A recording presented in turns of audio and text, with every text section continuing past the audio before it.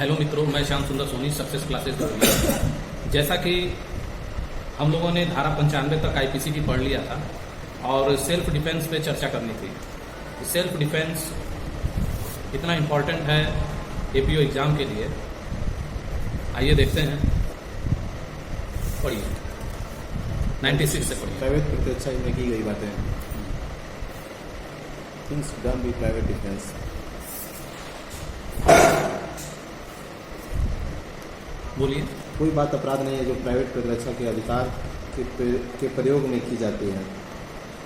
यानी प्राइवेट प्रतिरक्षा के दौरान यदि कोई कार्य किया जाता है तो वो अपराध नहीं होता है। यदि कोई बात की जाती है और प्राइवेट प्रतिरक्षा में की जाती है तो वह अपराध की श्रेणी में नहीं आता है। ये धारा 96 बताती है। धारा जो 96 से 106 तक में यानी कुल 11 धाराओं में प्राइवेट प्रतिरक्षा की बात की गई है। प्राइवेट प्रतिरक्षा को न्यायानुमत बनाया गया है। यह विधि द्वारा न्यायानुमत है।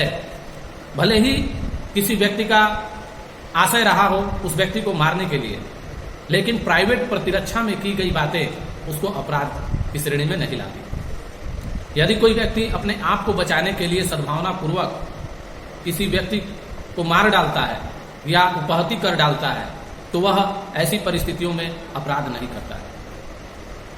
भारतीय साक्ष्य अधिनियम की धारा 105 भी इसके बारे में बताती है कि जो व्यक्ति प्राइवेट प्रतिरक्षा की बात करेगा, जो उसका लाभ लेना चाहेगा, वह भारतीय साक्ष्य अधिनियम की धारा 105 में स्वयं साबित करेगा।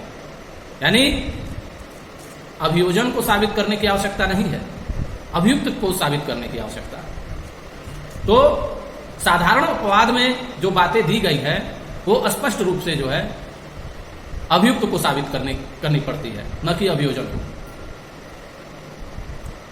तो यह अधिकार जो हमें मिला हुआ है एक मानव होने के नाते मिला हुआ है। सृष्टि में हर व्यक्ति को, चाहे वो मनुष्य हो चाहे जीव जंतु हो, अपनी प्राइवेट प्रतिरक्षा करने का अधिकार प्राप्त है। हम जीव जंतुओं में भी देख सकते हैं कि कोई अगर किसी जीव द्वारा शिकारी बनाया जाता है तो वह अपने आप को बचाने के लिए अपनी शक्ति का सर्वथा प्रयोग करता है। उसी प्रकार मनुष्य भी जो है वो अपने आप को बचाने के लिए उतनी शक्तियों का प्रयोग कर सकता है जितनी की आवश्यक है।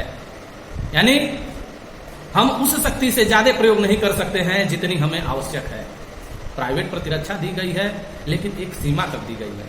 हमें किन सीमाओं में कितनी प्राइवेट प्रतिरक्षा का पालन करना है आने वाले कुछ धाराओं में स्पष्ट हो जाएगा। तो आइए धारा 97 देखते हैं।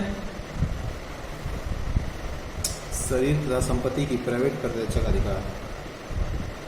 धारा 99 अंतर्विष्ट निर्बंधों के अधीन हर व्यक्ति को अधिकार है कि वो मानव शरीर पर प्रभाव डालने वाले किसी अपराध के विरुद्ध अपने शरीर और किसी अन्य व्यक्ति के शरीर की प्रतिरक्षा करे। पहले सुनिए, जब हम धारा 96, 97 जब 97 पढ़ेंगे तो तुरंत हमें धारा 99 को देखना ही पड़ेगा कि धारा 99 क्या कह रही है। धारा 99 वो चीजें बताती हैं कि कब हमें प्राइवेट प्रतिरक्षा का अधिकार प्राप्त होगा और कब नहीं होगा। तो आइए पहले 99 देखते हैं कि 99 क्या कह रही है। 99 कार्य जिनके विरुद्ध प्राइवेट प्रतिरक्षा का कोई अधिकार नहीं है। यदि कोई कार्य जिससे मृत्यु या घोर उपाधि की आशंका युक्त रूप से कारित नहीं होती, सद्भावना पूर्वक अपने पदाभास में कार्य करते हुए लोक सेवक द्वारा किया जाता है या किए जाने का प्रयत्न किया जाता है तो उस कार्य के विरुद्ध प्राइवेट प्रतिरक्षा का कोई अधिकार नहीं है। यानी कोई लोक सेवक यदि कोई कार्य कर रहा है, अपने पद के अधीन कार्य कर रहा है और उसके कार्य द्वारा यदि किसी व्यक्ति को यह संभावना नहीं है कि वो मृत्यु कारित हो जाएगी या घोर उपाधि कारित हो जाएगी, तो ऐसे व्यक्ति को, उस व्यक्ति के खिलाफ जो लोक सेवक है, प्राइवेट प्रतिरक्षा का अधिकार नहीं मिलता है। पहली शर्त बताती है। आइए दूसरी चीजें देखिए। यदि कोई कार्य जिससे मृत्यु या घोर उपाधि की आशंका युक्त रूप से कारित नहीं होती, सद्भाव पूर्वक अपने पदाभास में कार्य करते हुए लोक सेवक के निर्देश से किया जाता है या किए जाने का प्रयत्न किया जाता है तो उस कार्य के विरुद्ध प्राइवेट प्रतिरक्षा का कोई अधिकार नहीं है, चाहे वो निर्देश विधि अनुसार सर्वथा न्यायानुमत न भी। यानी अभी तक लोक सेवक की बात की गई थी। यदि लोक सेवक किसी व्यक्ति को निर्देश देता है, उसके डायरेक्शन के द्वारा कोई कार्य किया जाता है और ऐसा कार्य मृत्यु कारित करने की संभावना न हो, घोर उपहति की संभावना न हो और सद्भावना पूर्वक हो, तो ऐसे व्यक्ति को भी निर्देश देने वाले व्यक्ति के विरुद्ध प्राइवेट प्रतिरक्षा का अधिकार नहीं प्राप्त होगा, भले ही ऐसा निर्देश विधि के अनुसार सर्वथा न्यायानुमत भी न हो।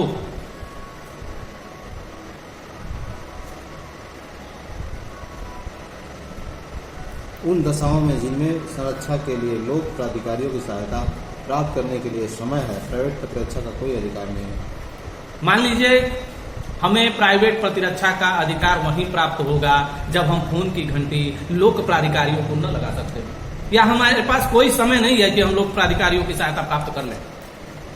तब उस पोजीशन में ही हम प्राइवेट प्रतिरक्षा के अधिकार का प्रयोग कर सकते हैं। यदि हमारे पास पर्याप्त समय है पुलिस व्यवस्था बुलाने की, यदि हमारे पास पर्याप्त समय है प्रशासन को बुलाने की, तो हम प्राइवेट प्रतिरक्षा के अधिकार का प्रयोग से बचना चाहेंगे।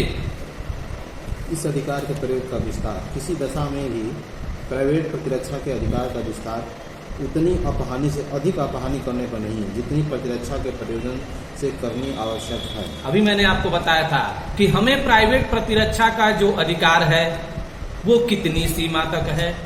क्या हम अपनी सीमा का वायलेशन तो नहीं कर रहे, क्या हम उस सीमा के बाहर तो नहीं जा रहे। अगर हमें कोई 2 झापड़ मारेगा तो हम 3 झापड़ मार सकते हैं। अब ये नहीं कि हम उठाए राड, उठाए डंडा, उठाए पिस्टल, पड़ापड़ मारना शुरू कर दिए। ताकत उतनी ही दीजिए जितनी प्रतिरोध से बचा जा सके, जितनी आप अपने को बचाने के लिए युक्त समझ सके। आइए नीचे आइए, एक्सेप्शन पे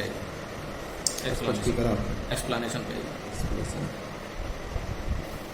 कोई व्यक्ति किसी लोक सेवक द्वारा ऐसे लोक सेवक के नाते किए गए या किए जाने के लिए प्रेरित कार्य के विरुद्ध प्राइवेट प्रतिरक्षा के अधिकार से वंचित नहीं होता जब तक कि वह यह जानता हो या विश्वास करने का कारण न रखता हो कि उस कार्य को करने वाले व्यक्ति ऐसी लोक सेवक है।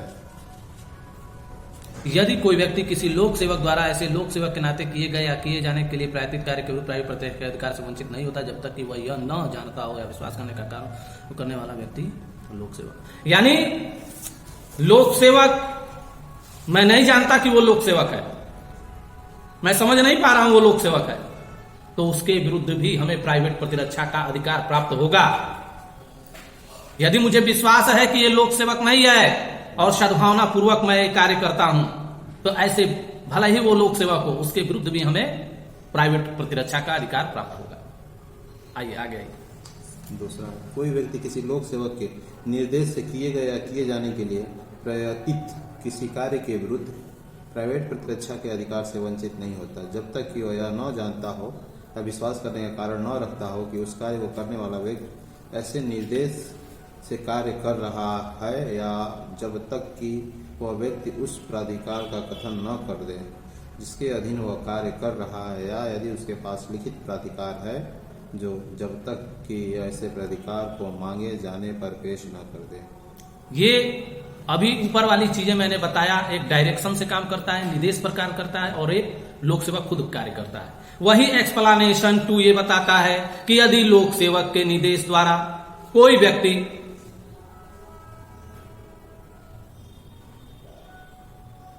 कोई ऐसा कार्य कर रहा है और जिस व्यक्ति के विरुद्ध हो रहा है उस व्यक्ति को ये मालूम है, ये विश्वास है कि ऐसे निर्देश से जो कार्य कर रहा है वो लोक सेवक द्वारा डायरेक्टेड नहीं है, डायरेक्शन नहीं दिया गया है, तब उस व्यक्ति के विरुद्ध भी उस व्यक्ति को क्या होगा, प्राइवेट प्रतिरक्षा का अधिकार प्राप्त हो जाएगा। यदि उसे जानकारी नहीं है कि लोक सेवक द्वारा डायरेक्शन दिया गया है वो व्यक्ति, और सद्भावना पूर्वक उसे मालूम है और लिखित प्राधिकार उसे नहीं प्राप्त है, पूछने पे वो नहीं बताता है, और तब उसे यह प्राप्त हो जाएगा कि वो भी अपने प्राइवेट प्रतिरक्षा के अधिकार का क्या करे, प्रयोग करे। समझ में आ रहा है क्या कहना है हम? तो एक्सप्लेनेशन 2 तक क्लियर हो गया जी। कोई दिक्कत है? नहीं। किसी तरह की कोई प्रॉब्लम? अब फिर आ जाते हैं 97 पे। अब आइए सीधे 97 पे। तो इतनी चीजें 99 में है, तो 99 में क्या क्या है कि यदि लोक सेवक है वो अपने पदाभास से कार्य कर रहा है तो वह व्यक्ति जिसके विरुद्ध वह कार्य कर रहा है उस व्यक्ति को नहीं पावर कि वो अपने प्राइवेट प्रतिरक्षा का अधिकार प्राप्त करे, लेकिन मृत्यु कारित करने और घोर उपहति की संभावना न हो। यदि मृत्यु कारित करने की संभावना हो, घोर उपहति की संभावना हो, तो लोक सेवक के विरुद्ध भी प्राइवेट प्रतिरक्षा का अधिकार का प्रयोग किया जा सकता है। तो दो चीजें छोड़ दी गई हैं। क्या क्या? मृत्यु कारित करने की संभावना न हो और घोर उपहति की संभावना न हो।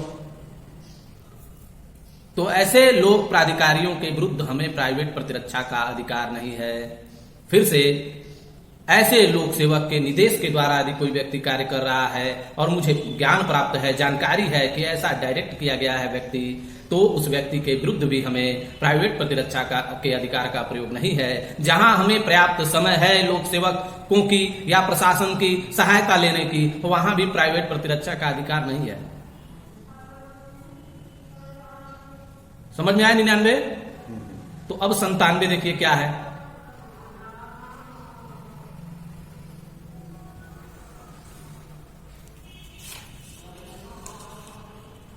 शरीर तथा संपत्ति के प्राइवेट प्रतिरक्षा का अधिकार। धारा 99 अंतर्विष्ट निर्बंधों के अधीन हर व्यक्ति को अधिकार है कि वह पहला मानव शरीर पर प्रभाव डालने वाले किसी अपराध के विरुद्ध अपने शरीर और किसी अन्य व्यक्ति के शरीर की प्रतिरक्षा करे। यानी हमें अपनी तो जान बचानी ही है, हम अन्य की भी जान बचा सकते हैं। केवल अपना ही हम शरीर की सुरक्षा नहीं, वो तो है ही है, हम दूसरे की भी शरीर की सुरक्षा कर सकते हैं। ये क्या कह रहा है? ये पहला क्लास कह रहा है, पहला बात कह रहा है। ठीक है, पत्नी को खूब पीट रहा है तो हम जाके बचा सकते हैं। बचा सकते हैं। यदि हमारे दोस्त को कोई मार रहा है, यदि हमारे पटीदार को कोई मार रहा है, हालांकि पटीदार को तो कोई नहीं बचाने जाएगा आज के जमाने में, वो तो कहेंगे लोग भाई पिटा रहा है तो और 2-4 लाख पिटा है तो और बढ़िया। दूसरा, किसी ऐसे कार्य के विरुद्ध जो चोरी, लूट, रिष्टि, आपराधिक अत्याचार की परिभाषा में आने वाला अपराध है, या जो चोरी, लूट, रिष्टि, आपराधिक अत्याचार करने का प्रयत्न है, अपनी या किसी अन्य व्यक्ति को चाहे जंगम चाहे स्थावर संपत्ति की प्रतिरक्षा करें। तो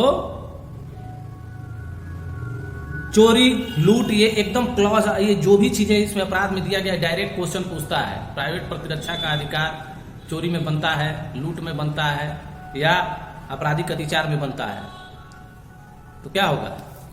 क्या इनके प्रयत्न पर बनता है? क्या लिखेंगे? सो रोकेगा, सब पर बनता है, सब पर बनता है, सो रोक सकता है। ठीक है, तो ये एकदम डायरेक्ट आपको याद करना पड़ेगा।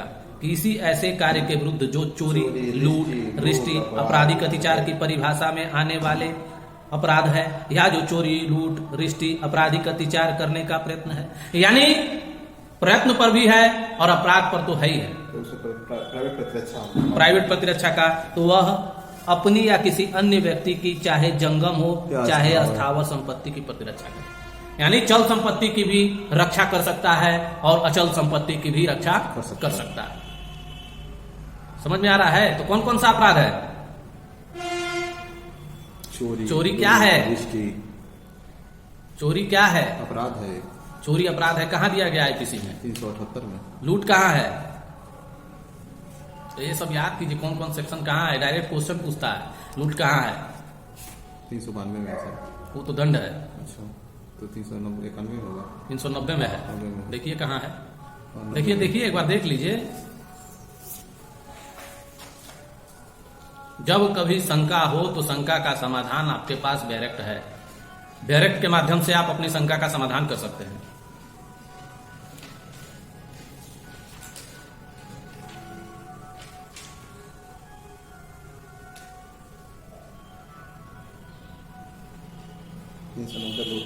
है 390 लूट है ना? 91 डकैती है। चलिए अभी डकैती मत आइए, अभी वहां मत जाइए, मैं जो कह रहा हूं वो देखिए। चोरी, लूट, रिष्टि, आपराधिक अत्याचार और इसका प्रयत्न। अब अगर पूछ दे डकैती पर है कि नहीं है? डकैती पे है लेकिन इसमें नहीं दिया है, आपराधिक अत्याचार पर। आपको मैं बता दूं, लूट का विस्तृत रूप में भयंकर रूप डकैती होती है। केवल संख्या के आधार पर ही लूट डकैती में कन्वर्ट हो जाती है। जब चोरी में बल और हिंसा मिला दिया जाता है तो वो लूट का रूप धारण कर लेती है। और उसमें संख्या बढ़ जाएगी। उद्यापन चोरी और लूट के बीच की घटना है। जो एक्सटार्सन जिसे आप कहते हैं 383 एक्सटार्सन आप पढ़िएगा तो उसमें भी आपको मिल जाएगा। एक्सटार्सन कैसे होता है? घर पे फोन किए, भाई 10 लाख का चेक दे देना, नहीं तो तुम्हारे बच्चों को उठवा ले जाऊंगा, कल गोली मरवा दूंगा। तार द्वारा, डाक द्वारा, फोन द्वारा, मोबाइल द्वारा, मैसेज द्वारा, लेकिन सशरीर उपस्थित नहीं होता है उद्यापन में, और लूट में शरीर उपस्थित होता है। तो आपके पास आकर के कहे कि देख परसवा दे, नहीं तो अबे मुआ दे, वो एक तरह से उद्यापन है, लूट में उद्यापन है, लेकिन उद्यापन नहीं है, वो लूट है। तो ये चीजें जब आप डीपली पढ़ेंगे तब आपको समझ में आएगी कौन सा क्या है। समझ में आ रहा है क्या बता रहे हैं? तो इसको यहीं रहने दिया जाए क्योंकि गर्मी बहुत है और क्लास जो है ओवर करते हैं, फिर कल से 98 वगैरह वगैरह देखा जाएगा। बहुत बहुत धन्यवाद।